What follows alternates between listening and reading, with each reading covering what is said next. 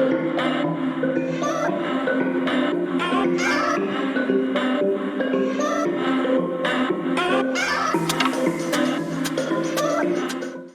evening, everyone. My name is Christy. I'm an ambassador for Women Who Explore, and I coordinate all these community classes and our Ambassador Academy classes. And I'm so excited that we have Kelsie Wild here to teach us all about geocaching. I know she's done a lot of this and she has a ton of knowledge, so I'm excited to learn more from her and for her to share it all with y'all and hopefully get some more geocachers in our little community. So, Kelsie? All right. Well, welcome everybody. My name is Kelsie, and I'm excited to share with you my favorite hobby to do outside, geocaching. Let's start on our geo trail. So this is kind of what we're going to go through, a table of contents, if you will. We're going to start with getting to know what geocaching is and then how to get started, and then give you an idea of what to expect when you're out geocaching. And then I'm going to introduce you to a little bit of the community that is geocaching.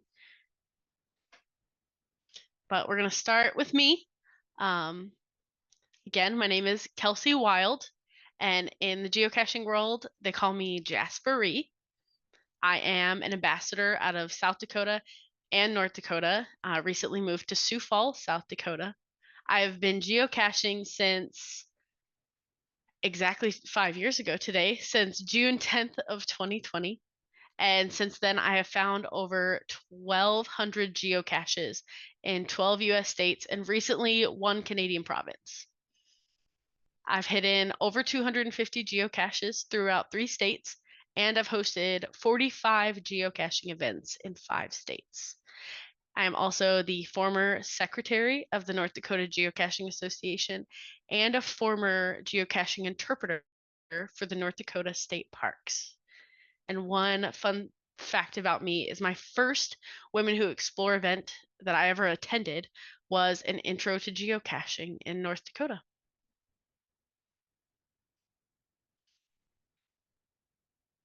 I'm going to start with a quick video, just kind of an overview of what geocaching is. See if we can get that to work.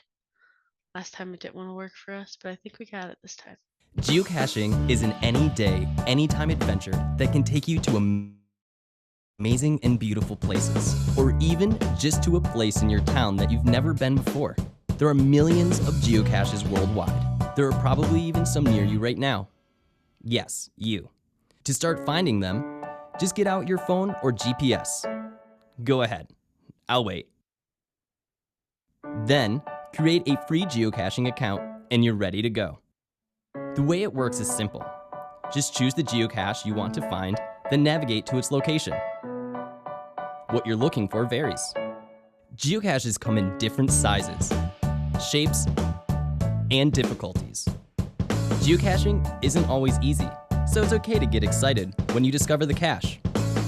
After finding it, sign the logbook. Trade knickknacks if you want, and log your find online. When you're done, just put the geocache back where you found it, and you're on to the next one. Hey, it's the other way. There's an adventure happening all the time, all around you. Become a part of it at geocaching.com.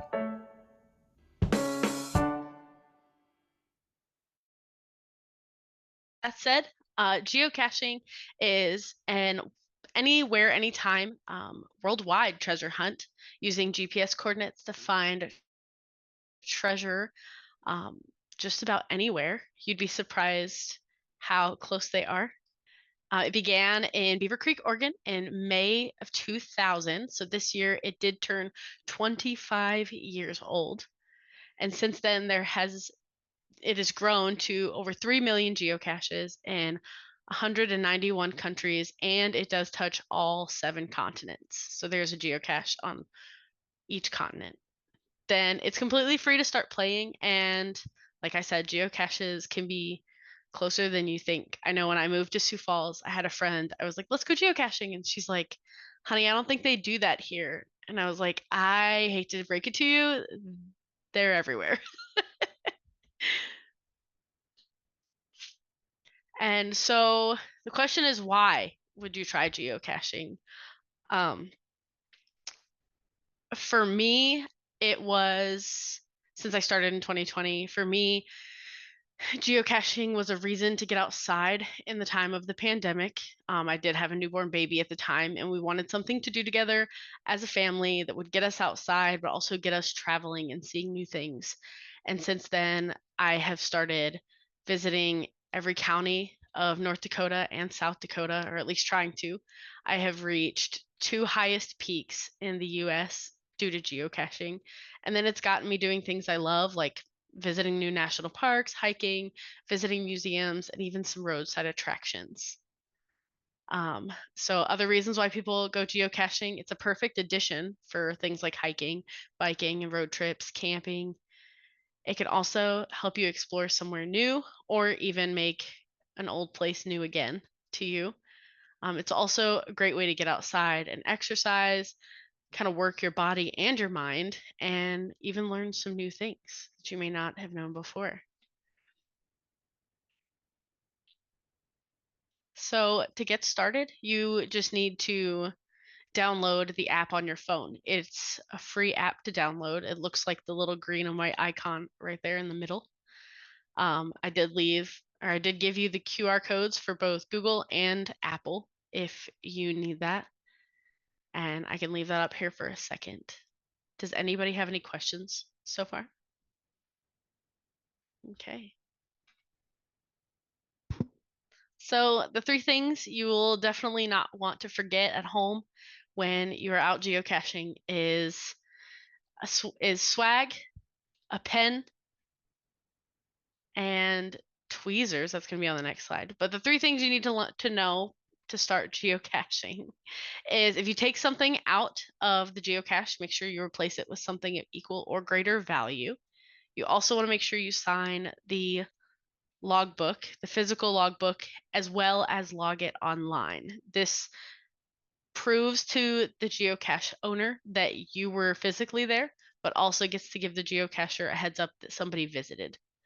And then you want to replace the cache exactly like you found it, to prevent people that don't geocache, we call them muggles, from taking the geocache or throwing it away, thinking it's garbage, or thinking it's some hidden treasure that they can take home with them.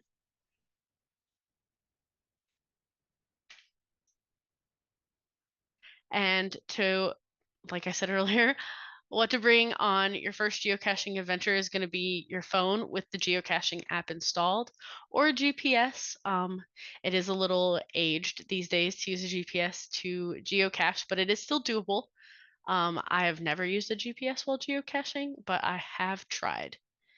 And then you want to make sure you bring a pen or a pencil. I also recommend bringing more than one because I know I often lose mine somewhere between leaving my house and getting to the first geocache. And then tweezers are also a handy thing to bring along for the small geocaches with very tiny logbooks. And I'll show you why those are a little hard to get out in just a second.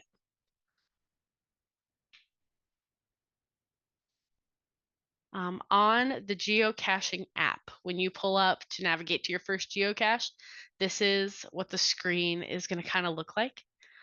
You're at the top, you're going to have the geocache's name and its code, which is unique to that geocache to help you find it, as well as the type of geocache that it is. You're also going to have a difficulty, terrain, and a size rating, which is going to give you a better idea of what you're looking for when you're out geocaching. And then if you can't find it, there's always the button hint. You can always click there for an extra hint given by the owner of the geocache, or you can click down at the description and read a little bit more about it. And then you can look down too to see people that have previously found it in the activities. And then beneath it, you'll see attributes, which tell you a little bit more about where you're going and what to expect at ground zero of the geocache. So size matters in geocaching. Each geocache has a size rating that is associated with it. It will give you a clear idea of exactly what size geocache you're looking for. And I'm going to break it down with some photos in the next couple slides to give you a better idea. And like I said, if you have questions at any point, just unmute yourself or hit in the comments and let me know. So first they're going to be micros. Think really, really small geocaches. Some of the examples I gave are fake bolts. It's magnetic on one end and the screw part unscrews with a little tiny piece of paper in it. And then they really, really tiny ones on the bottom there, it's called a nano. And it is literally the size of maybe your pinky fingernail, very small. Those are the ones that are the tweezers. Definitely come in handy because there's no way you're getting that thing out with your fingers. And then there's a size small that get a little bigger. About the size of an apple is what I would compare it to. And these are going to be like your lock and lock containers, Altoid tins, your magnetic key hides.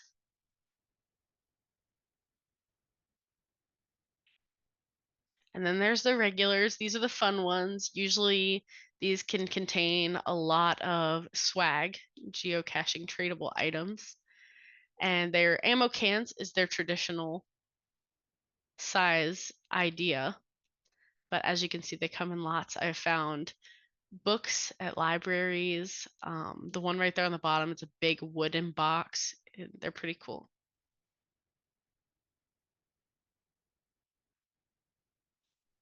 And then there's size large. They can get pretty big. I've seen really big, really, really big bird houses, and even the one to the left, that is a almost shed-sized ammo can. It has a door right on the back side of it that you can walk in, and I think about 4 people could fit in there before it starts to feel crammy and uncomfortable.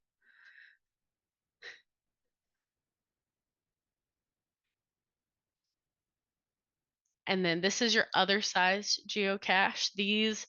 This one gives you a little less clear idea of what you're looking for, but the geocache can come in all sorts of shapes and sizes when it's marked as an other. Like the examples, like think like a fake pine cone, and like this one here on the bottom, that is a metal outlet cover that has magnets on the back and it sticks to anything magnetic. You wouldn't even know it was there unless you knew that was a geocache and knew what you were looking for. They're pretty fun. Okay, so next is going to be your terrain rating. Every geocache has a terrain rating to let you know how hard it's going to be to get to the geocache. Terrain 1 is generally handicap friendly, so it's supposed to be something you can walk right up to, and it's in a reasonable height that somebody with a wheelchair could get to it. Terrain 3 is going to be something kind of like a moderate hike. And then terrain 5 is going to require some kind of equipment to get you to the geocache. Think something like maybe an island cache that requires you to use a kayak to get to it. Or just like the picture, maybe something that's on a cliff edge and you have to have rock climbing gear in order to get to it. And difficulty rating. Difficulty rating is going to tell you how easy it's going to be to spot. So a difficulty 1 is going to be maybe at the base of a tree with nothing really obstructing it. And a difficulty 5 is going to be something that absolutely blows your mind. One geocache for me that was a difficulty 5 was a lock. I think I have a picture of it in the other category. It was a little tiny lock on like a Connex box, and I think we felt around and touched everything for a solid 20 minutes trying to figure out what this small geocache was before we figured out that that was the geocache. Here, I'll show you a picture of it. Maybe this one right here. Finally, somebody was like, "Did we try the lock?" And everybody's like, "Well, yeah, it's a lock." And then one of us just pulled on it and the bottom fell right out. And there was like 10 of us over there. It blew our minds. It took 20 minutes to find the geocache.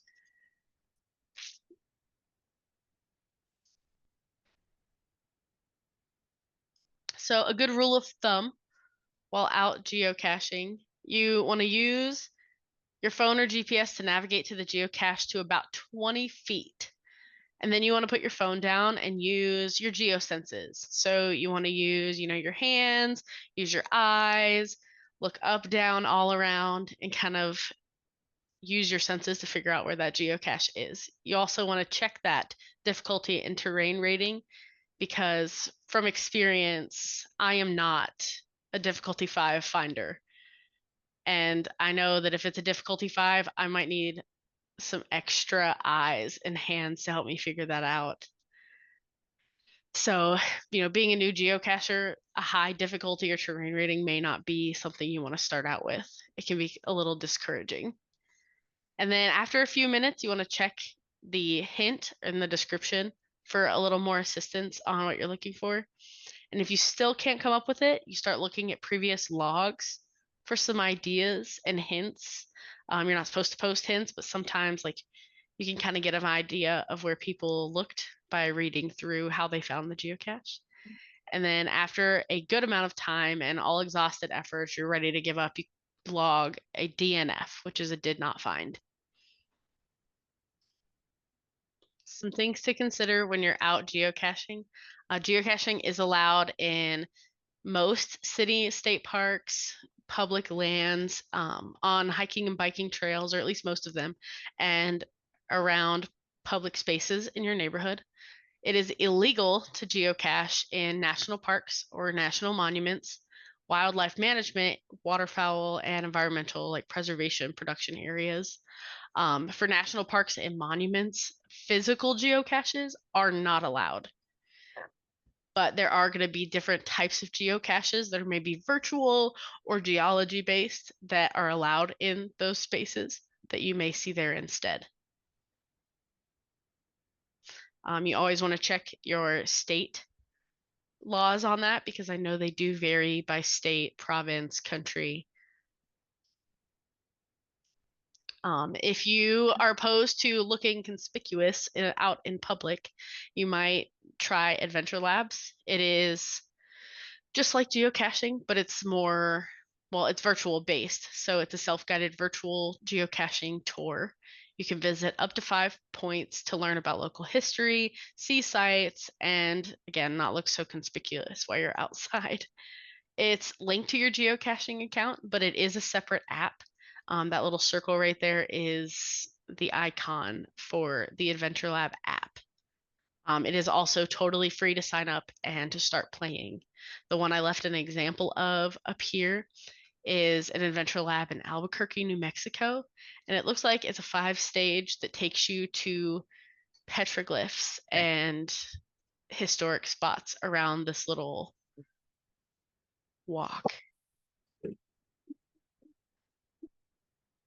And it gives you all the information there. It gives you the hours that the place is open and any kind of fees and parking you might run into. And there's also a geo tour. So the geo tours are designed to give you like a theme tour of an area or location. They focus on local attractions, historical spots, historical events, or even geological history. It's usually run by visitor centers and community government entities. There are currently 60 active geo tours set worldwide. And they're pretty fun because you can get to them and get a little, you go to the visitor center, you get a passport, you fill that passport with the information in the geo tour. And then when you turn it in, you have a chance to get they call it a geo coin. It's just like a little keepsake coin for completing their tour. They're pretty fun. So now I want to show you the geocaching community. General geocachers consensus when it comes to new geocachers coming into the game they're always asked, what do you want a new geocacher to know? And the top question is, or the top answer is, get in your geocaching community. Like, these geocachers are usually the ones who place geocaches in your area, and they're excited to meet you, and they want to show you how to play the game, and they want to get to know you. It is also a game of connection. And learning more about geocaching is just kind of getting involved in their community, and there's so many ways to do that. So there are dozens of kid and adult friendly books that are about geocaching. My favorite is pictured over here. It's called Sophia Finds a Geocache. It is by one of my geocaching friends, and it's a little how to start geocaching story featuring her and her daughter going out on a geocaching adventure. There's also more like geocaching for dummies books, puzzle caches 101, things like that you can get into if you want like a more adult friendly version of geocaching to read about. There's also tons of videos, geocaching vloggers, and YouTube video content that you could look up to learn about geocaching around the world. Some of these guys get the pleasure of traveling around the world to show you really great geocaches that they visit. There's also really nice podcasts to listen to. There's some like Inside Geocaching HQ is run by the people who work for geocaching because it is a company. And then Cache Like a Girl is a new one that is all about women in the geocaching community, which I think is a fun little addition to the geocaching community myself. But it's just a great way to like immerse yourself in learning about geocaching. And I encourage you like to get involved and learn a little bit more too. Helps keep you excited at least. And then there's your local community on a more local level. There are geocaching organizations found across the globe, some a little more concentrated than others. But basically, I'm pretty sure you can just Google this. Just Google like local geocaching communities, and you'll get a huge map of just all of them. They also have geocaching events that publish in your area. Geocachers host other geocachers to get together and do fun things like hike, go to coffee, maybe just sit around and chat for a little bit. And those are not just open to seasoned geocachers, they're open to new geocachers as well. And it's a good way to meet geocachers in your local community and maybe even the geocachers that are placing geocaches in your community. All right. Any questions at all? Okay, so I'll ask it. What has been your favorite geocache that you found? My favorite geocache is in a place in North Dakota. It's coined the Disneyland of geocaching, if that gives you any of a high expectation. And it's called Quidditch. And you show up to, it's a shelter belt in the middle of farmland. You walk into there, and hanging on the side of a tree is Harry Potter, like a broom, a wizard's broom. And it's you click it, there's like a button on the side of it. You click the little button and you hear like the chirp of a bird. And you have to like follow the chirp of the bird to get to the physical container that is hidden in the shelter belt. Oh my Whoa. gosh. Right? That's like a lot of work. But it's cool. so I love easy. Harry Yeah. Potter. Blows your mind. I'm just like, what's on this? And then I click it and it chirps. I was like, oh, I'm following a bird.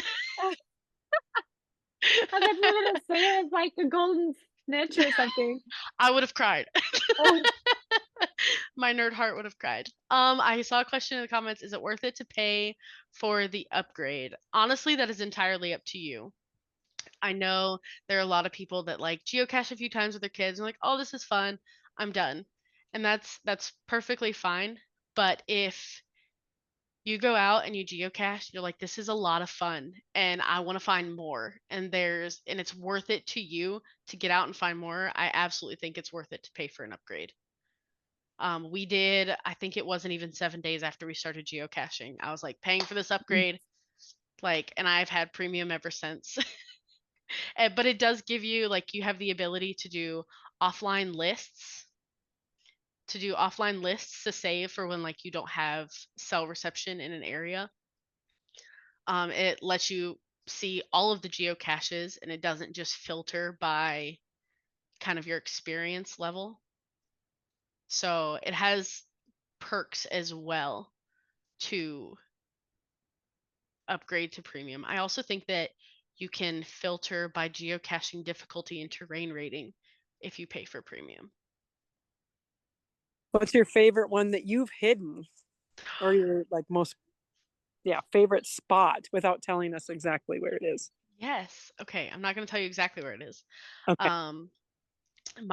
The most fun geocache that I've had, that I've enjoyed putting together, it is a heavy duty trackable hotel. And a trackable is a little a little tiny game piece that has a code on the back. And when you take it out of the geocache, you're supposed to log that code, and it lets the owner of that tiny whatever it is know that, hey, you have taken it out of this place and you're going to bring it somewhere new. And they, like, sometimes they have goals and stuff, but in my town we did not have like one place that is dedicated for just really cute trackables. And if you're going to go and do something specific like that, you're going to go all out. So I put it near a heavy duty truck shop, and it is the size of an electrical box. It is fairly big. And inside of it, when you open it up, because it has a big door, once you open it up, there are not only little holes, little homes to put trackables in that are all named like the skid steer room number 1, or the loader room number 2, or the excavator room. Like, but on the top of all of these organized spots, there is an actual construction site going on. So there's a dump truck with rocks on top, and there's a bulldozer dozing dirt out of the way, and little construction workers that are glued into that spot. So I mean, it's a whole experience to get to go to a heavy duty truck shop and see a mini heavy duty truck shop at work inside of a geocache. That does sound very cool. Sounds neat. Is there an app for coordinates that you recommend? So the coordinates in the geocaching app are going to be what helps you navigate to that, unless you're talking about hiding a geocache, because like I've hidden 250 of them. So I like to use really Google Maps is what I found that geocaching uses on their app. So I just use Google Maps on my phone to get accurate coordinate readings. But I know that varies just based on the cache hider, what they like to use, what they prefer. Who's downloaded the app since they've been in here? Right? I do still have it downloaded on my phone, Kelsie. I just haven't used it. I have been with you to use it. So yeah, I keep thinking I want to take my granddaughter somewhere, but yeah, sometime when I'm with her, maybe we'll do it, because I think she'll think it's fun. Right. Oh, maybe that's something we can do in Montana when we're there. I might have looked into it. Jana knows she going? can't take me anywhere. I'll find a geocache just about anywhere we go. Yeah, true. Which is fun. That's kind of neat. I mean, it would be a fun hobby to get into, but I can see where it definitely can start to be that well, Kelsie, didn't you say you have your trips sometimes are planned around, or you incorporate geocaching into all trips? Yes. Yes. My husband, I call him, so like non-geocachers are called muggles. Well, I call my husband my snuggle muggle. And my snuggle muggle hates when I plan trips around geocaching, so I just have to like sneak him in real quick. We'll be at like Badlands National Park, and I'll be taking pictures of all the info signs. He's like, "You're geocaching again, aren't you?" I'm like, "Yeah, leave me alone. Enjoy the view. Look over there. Don't look at me." And we're going, I'm going to the Women Who Explore the big camp out that they're having in 2 weekends, and that's Mm. outside of Eureka at the Tobacco River Ranch. Cool. Okay. So excited. So Where in you said Montana? you're Ann? from Montana. Are you still there? I am. Okay. Can you hear me? Yeah. Yes. Oh, okay. I didn't know you could hear me. Here I am trying to chat. So I'm struggling with the Zoom on my phone. I've never used it on my phone before. So I'm in Anaconda, Montana, but Eureka is beautiful if you've never been there. I haven't. Yeah, that's pretty cool. And this is the first time today, just now, with this is the first time I've even heard of the women who explore. So I need to investigate this a little bit more. So Fun. how did you find out about this class? Facebook. Okay. Yeah. Yeah, so there's a Montana Women Who Explore Montana page, and they'll post all the local events on that page, and the Big Women Who Explore page, they post like mainly their like some engaging cute little memes, but mainly like their big international like adventure trips that they host. But yeah, Okay. awesome ambassadors like Kelsie hosts lots of, oh my gosh, what did we have, like 1,200 events last year? Over all of our ambassadors, we have 200 ambassadors, so Neat. we put on some pretty awesome stuff. Oh yeah. Well, I And will most look of them into are it free. more. So I'm so glad you found us, and welcome to the community. Oh, Well, yeah. thank you. Yeah, I am excited too. And thank you, Kelsie, for all the Absolutely. information and the great presentation. Thank you. Thanks for bearing with me. I just had Thanks, to do a little everyone. dance and entertain them while you were having Right. technical difficulties. Oh man. And I hope to see you guys out geocaching. I'm excited.